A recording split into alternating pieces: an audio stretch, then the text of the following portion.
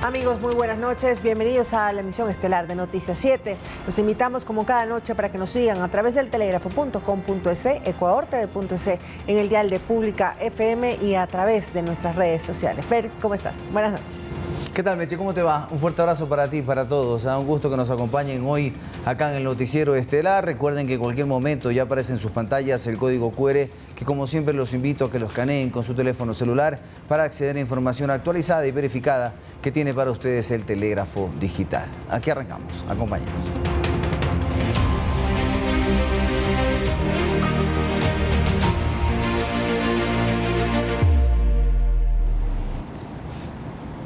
Gremios productivos y de exportadores se pronunciaron sobre los aranceles que aplica el gobierno de Donald Trump a escala mundial. El Ecuador, al encontrarse con la tasa más baja de la lista, no se perjudicaría en la competencia con otras naciones que exportan productos similares.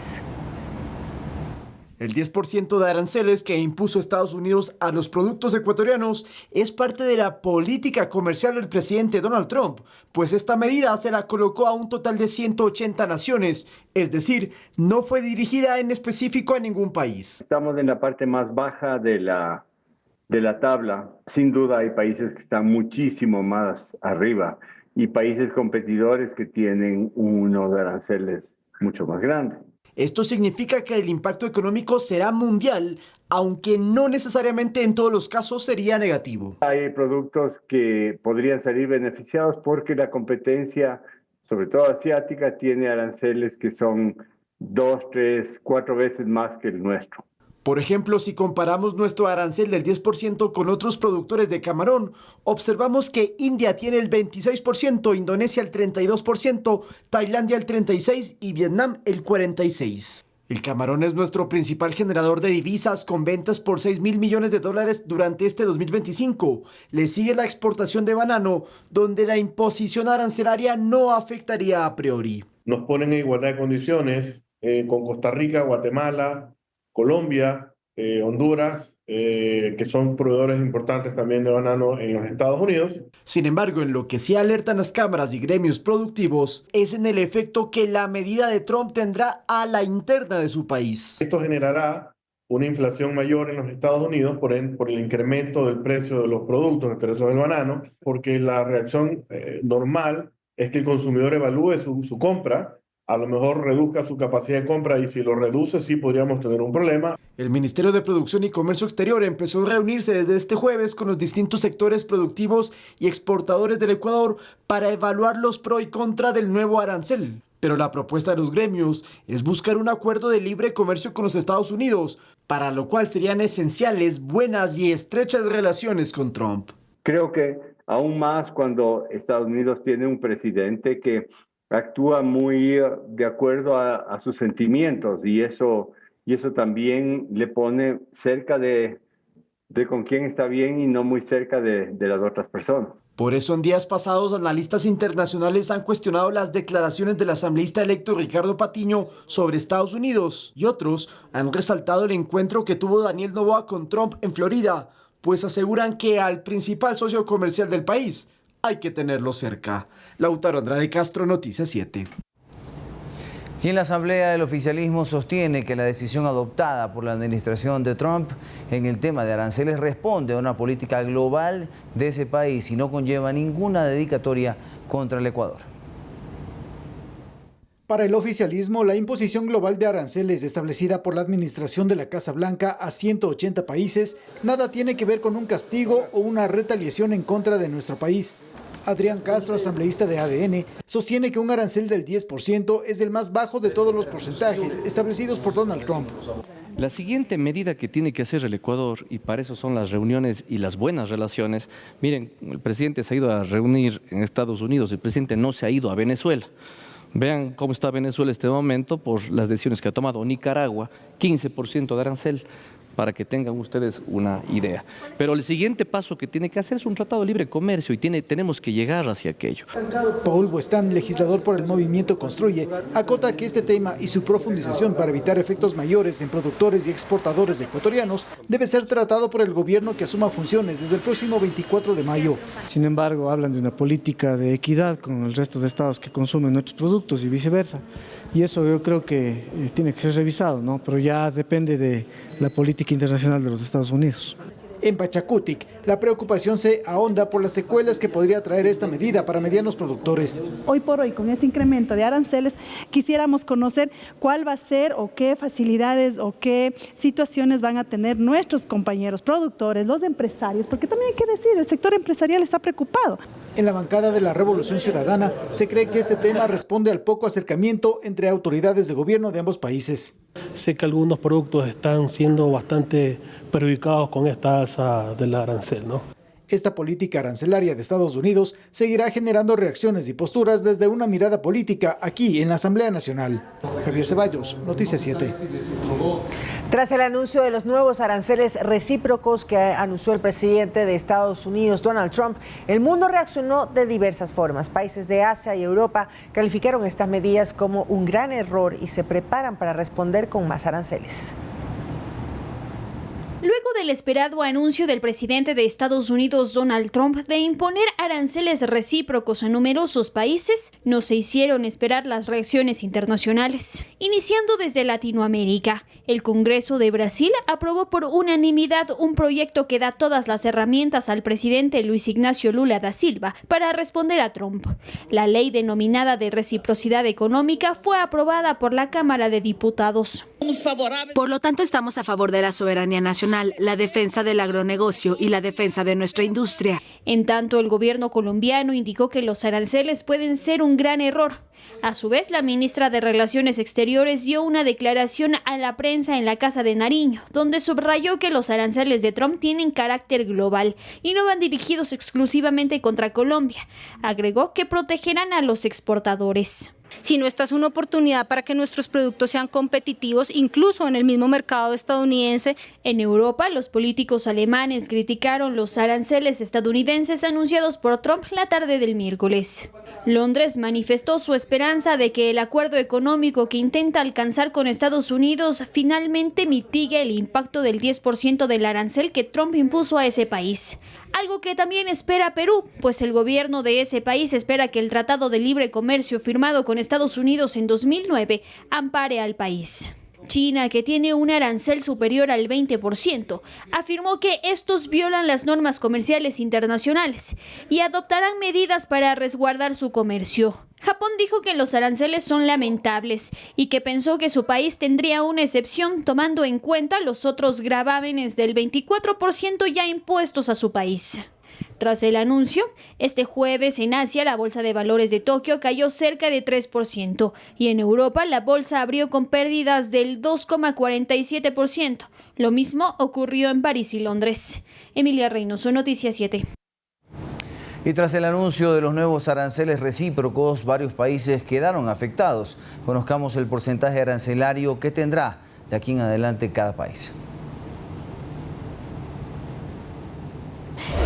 ¿Qué tal con todos? Donald Trump acaba de dar un duro golpe a toda la economía mundial, pues sus aranceles llegan hasta islas remotas solo habitadas por pingüinos y focas, país por país. Así quedó el esquema arancelario de Estados Unidos que anunció el mandatario. Iniciamos con Latinoamérica, donde la gran mayoría de sus países recibieron un arancel general del 10%, incluido Ecuador. Sin embargo, Nicaragua tendrá un nuevo arancel del 18% y Venezuela del 15%. Cuba no está en la lista de aranceles, puesto que Estados Unidos mantiene un embargo comercial, pero no es el único. México tampoco fue contemplado, al igual que Canadá, pues existe un tratado de libre comercio que se conoce como TEMEC. Los principales mercados comerciales del mundo tienen tasas arancelarias superiores al 20%. Por ejemplo, China tiene del 34%, Vietnam del 46%, Taiwán del 32%, Japón del 46% y Corea del Sur del 25%. La Unión Europea fue afectada con aranceles del 20% frente al 39% que ellos imponen a los productos de Estados Unidos. Incluso hay aranceles para países que están en guerra, como Israel y Ucrania. Ucrania tendrá un arancel del 10% e Israel del 17%.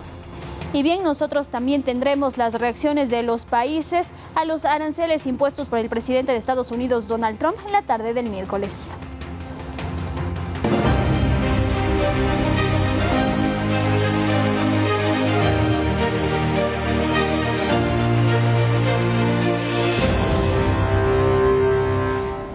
Desde este viernes, medios de comunicación y portales digitales están prohibidos de difundir datos de encuestas y pronósticos electorales para el balotaje del 15 de abril. Esta información podrá ser socializada hasta la medianoche de este jueves.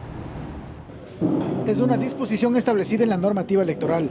Hasta las 23 horas con 59 minutos de este jueves, los medios de comunicación, incluyendo portales digitales, podrán publicar resultados de encuestas o pronósticos electorales de las elecciones generales 2025, segunda vuelta. El artículo 282 del Código de la Democracia prohíbe la difusión de resultados de encuestas y pronósticos en los 10 días anteriores a los comicios. El no acatar esta disposición implicaría el cometimiento de una infracción electoral que se sanciona con la suspensión de la publicidad, multas que van desde 25 hasta 255 salarios básicos unificados y la suspensión del medio de comunicación hasta por 6 meses si existiera reincidencia. Esta disposición tiene como trasfondo que los datos no incidan directa o indirectamente en la decisión del electorado, más aún cuando el país vive el apogeo de una campaña.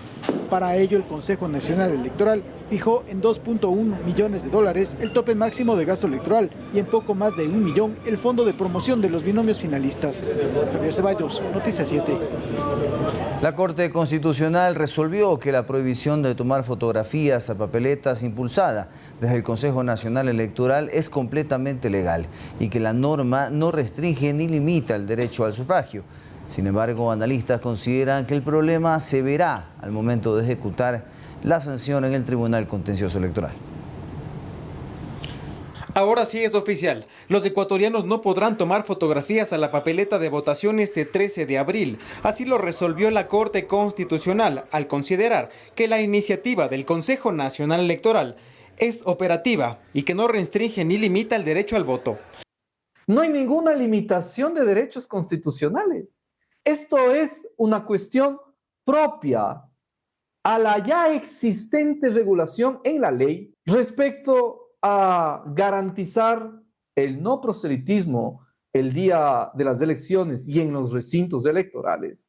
Y segundo, la reserva de voto. Según la Corte, esta norma, lejos de transgredir derechos, garantiza que el voto sea secreto, lo que dicta la Constitución. Nada de lo que se ha dicho en el camino vale. Única y exclusivamente lo que hoy la Corte Constitucional resuelve.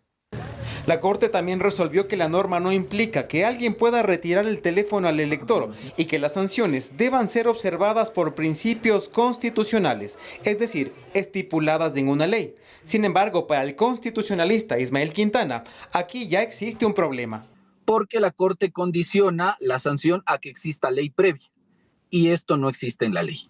Según Quintana, la resolución de la Corte es ambigua y enfrentará otro problema cuando el CNE tenga que probar ante el Tribunal Contencioso Electoral que se cometió una infracción. Porque además el fallo establece que nadie puede violar el secreto al voto del ciudadano. Por lo tanto, va a ser prácticamente imposible que un miembro de la Junta Receptora del Voto le pueda observar, espiar, en pocas palabras, al elector para ver si efectivamente utilizó o no su celular. Pero si alguien a mí me está espiando, viendo, eso ya constituye un acto de violación del secreto del voto. La Corte también señala que se debe seguir el debido proceso al momento del trámite de la infracción. Porque el que tiene la carga de la prueba en esta materia es, en todo caso, el Consejo Nacional Electoral, que tendrá que ser el órgano que deberá presentar la denuncia contra cada uno de los infractores con la prueba de cargo para que el Tribunal Contencioso Electoral le corra traslado al infractor con esa prueba de cargo y se pueda defender en un proceso contencioso electoral. La magistrada Alejandra Cárdenas emitió un voto salvado, pues considera que el CNE habría creado una infracción electoral sin tener competencia y que la sanción, que va desde $9,000 hasta $30,000, es desproporcionada. Edison Saavedra, Noticias 7.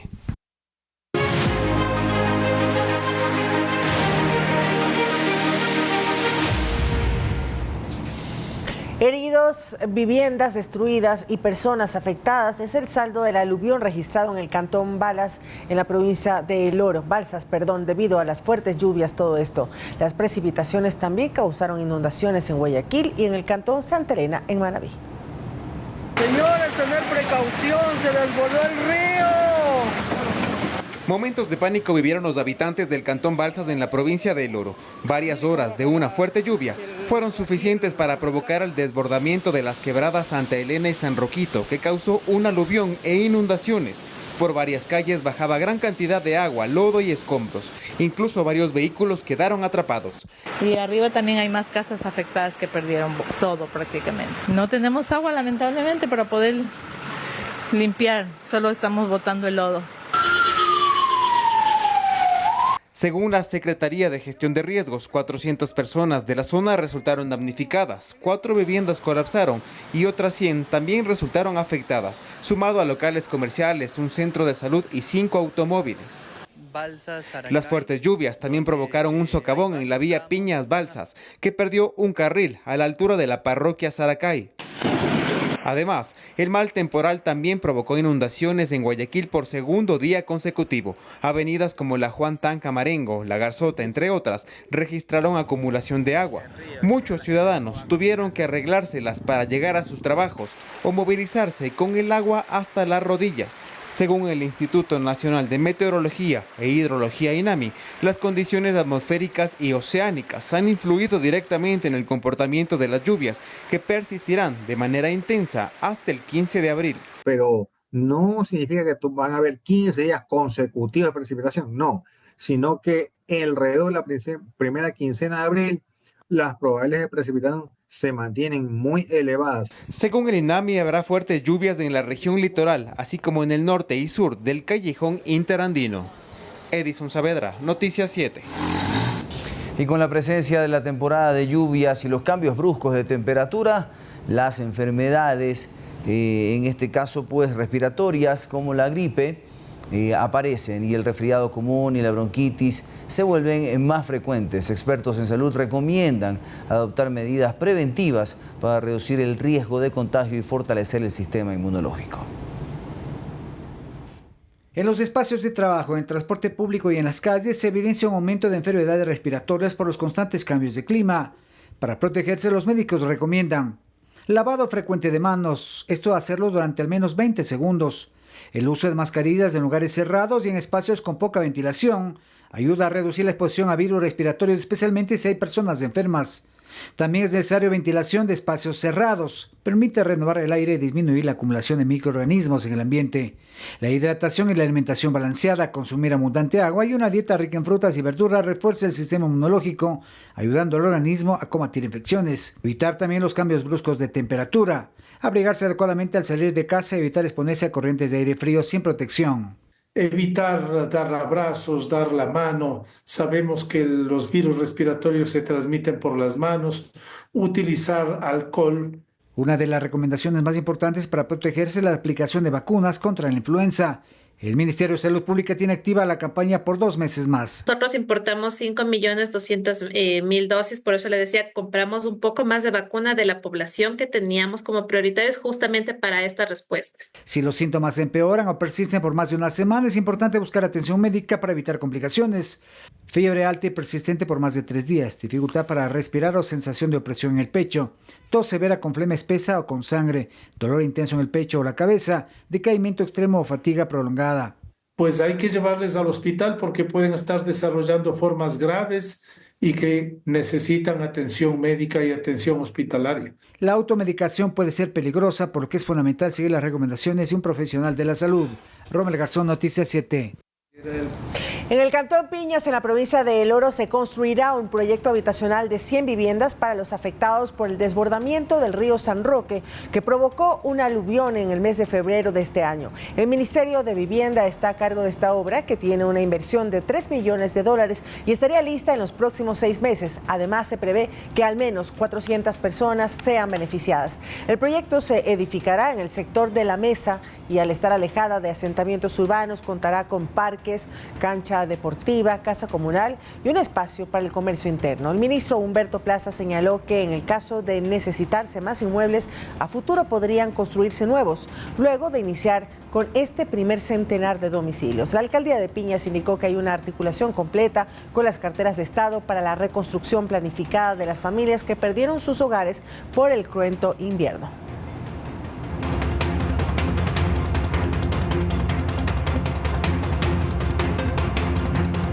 De las inundaciones se desprenden historias que nuestras cámaras constataron durante una visita a las zonas más afectadas por el invierno en el país. En cantones como Quevedo, el Ministerio de Inclusión Económica y Social brinda asistencia a población vulnerable, como el personaje que Lautaro Andrade nos presenta a continuación.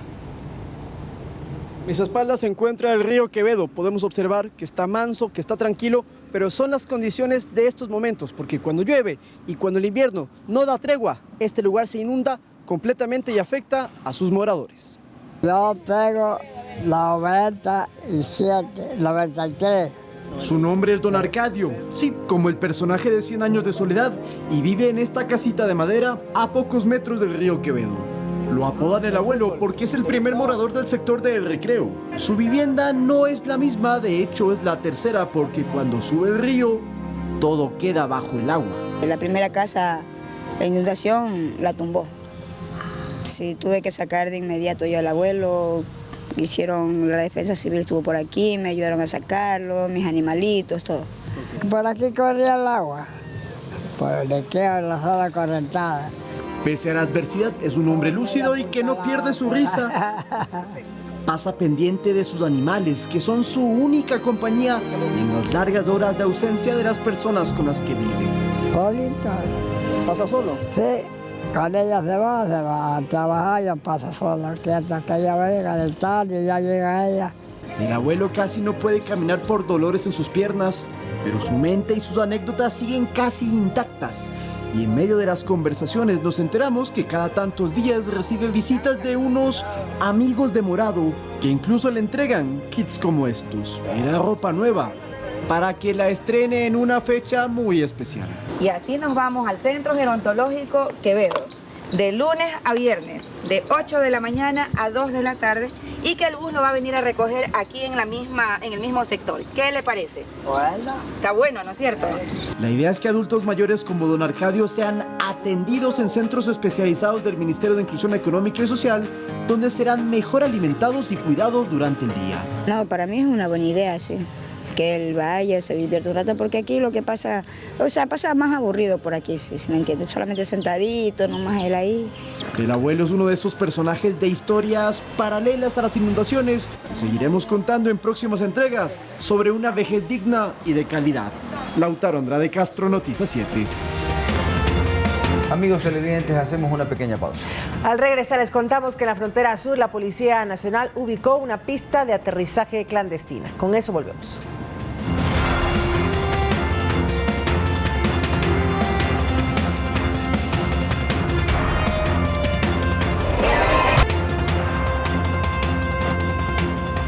De regreso, amigos, empezamos este segundo bloque con operativos en acción.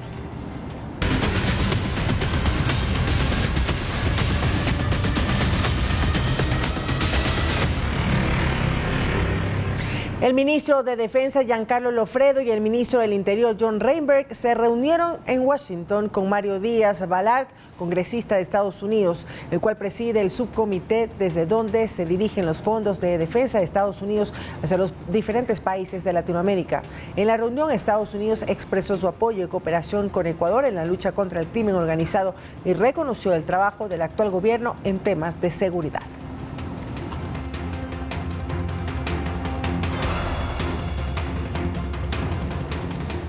Y atención, porque en el operativo Resurgir 13 agentes de la policía decomisaron varias armas de fuego y dosis de sustancias sujetas a fiscalización.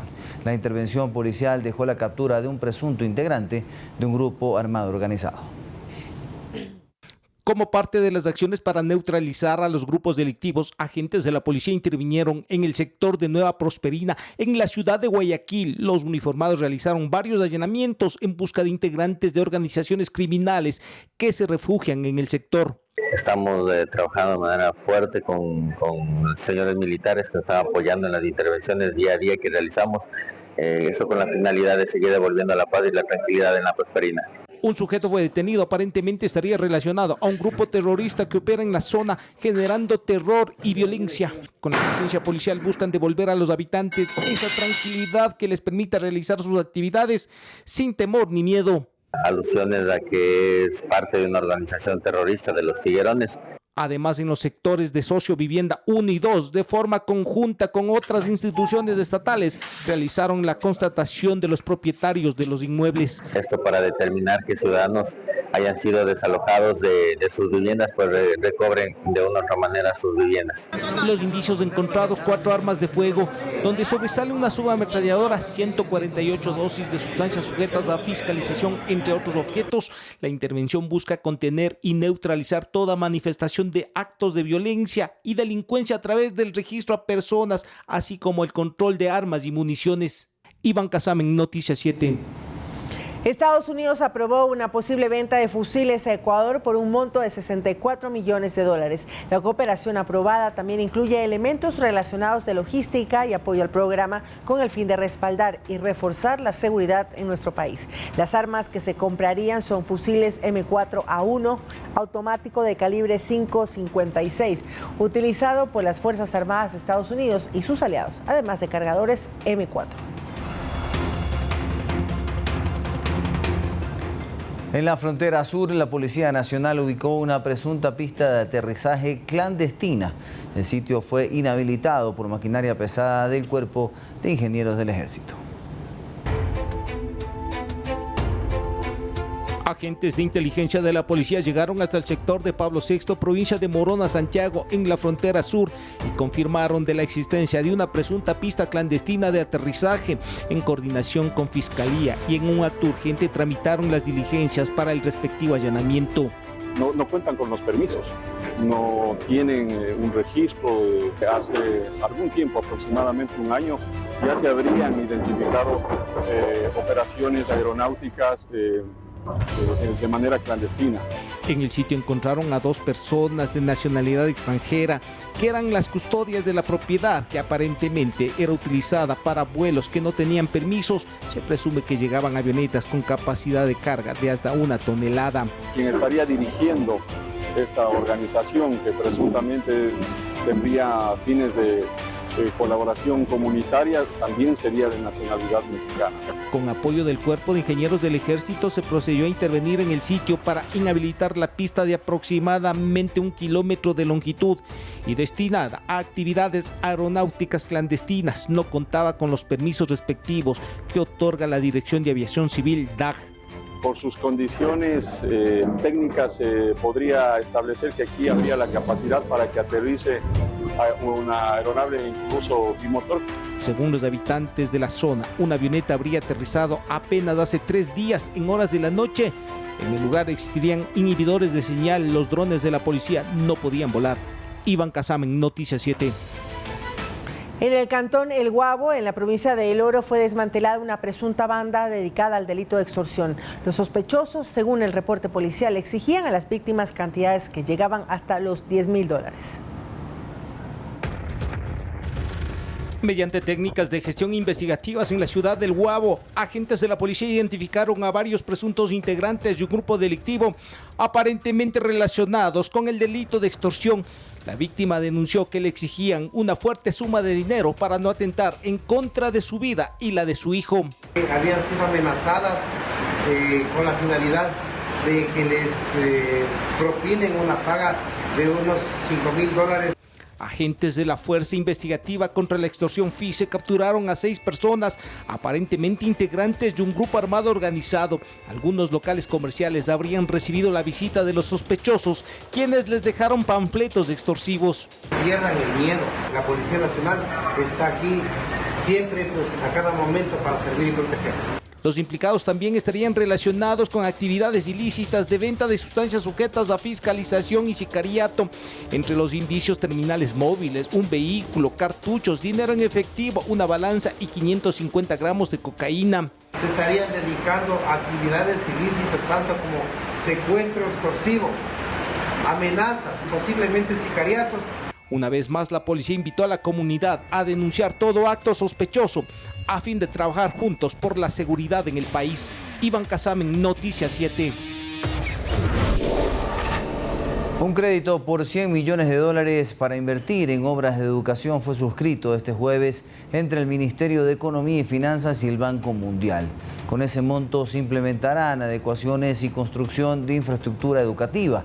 Además, las autoridades informaron que también se financiarán programas de lectura en sectores rurales, riesgos psicosociales y transformaciones en la etapa escolar. La ministra de Educación, Alegría Crespo, estuvo presente durante la suscripción del crédito y destacó que el financiamiento ayudará en la transformación del sistema de educación. Mientras que el titular del Ministerio de Economía, Luis Jaramillo, acotó que el crédito nace por confianza de los multilaterales hacia la política social y el manejo económico que se efectúa en el país.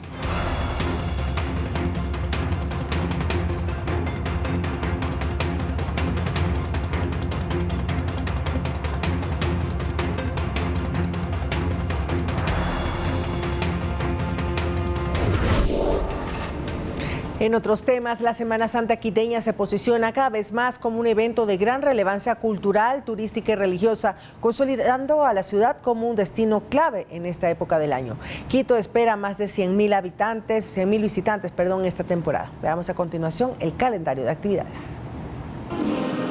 La Semana Santa o Semana Mayor, como se la conoce en el mundo católico, representa un espacio de reflexión y acercamiento a la divinidad, y para la Iglesia ese debe ser el sentido de esta fecha. Una Semana Santa que debe ser, ante todo y sobre todo, una experiencia de fe. El calendario de actividades incluye varias procesiones y ceremonias religiosas de gran relevancia. El domingo 13 de abril será la procesión del Domingo de Ramos, que partirá desde la Basílica del Voto Nacional hasta la Plaza de San Francisco. El miércoles 16 de abril será el arrastre de caudas, un rito solemne en la Catedral Metropolitana de Quito en el que un manto negro es arrastrado sobre los fieles para simbolizar la fuerza y valentía de Cristo. El viernes 18 de abril será la procesión de Jesús del Gran Poder y la procesión de los Diablos de la Merced, que recorrerán el centro histórico de la ciudad. El sábado 19 de abril la procesión de la Soledad de María en la parroquia de San Marcos. El domingo 20 de abril la misa de resurrección en Alangasí, una de las parroquias rurales de la capital. Cada parroquia, son 197 parroquias eclesiásticas en la arquidiócesis de Quito. No todas corresponden indudablemente al distrito metropolitano, pero cada parroquia tiene su horario específico y en su feligresía se ha comunicado ya, se ha difundido ya el horario respectivo de la Semana Santa. Además de las ceremonias religiosas, Quito acogerá el 23º Festival Internacional de Música Sacra, que se desarrollará del 16 al 27 de abril en distintos escenarios de la ciudad, como el Teatro Nacional Sucre y la Catedral Metropolitana. Este año se espera más de 100.000 visitantes y se han reforzado los sistemas de alerta y vigilancia, principalmente en el transporte público, para garantizar la seguridad de los asistentes. Rommel Garzón, Noticias 7.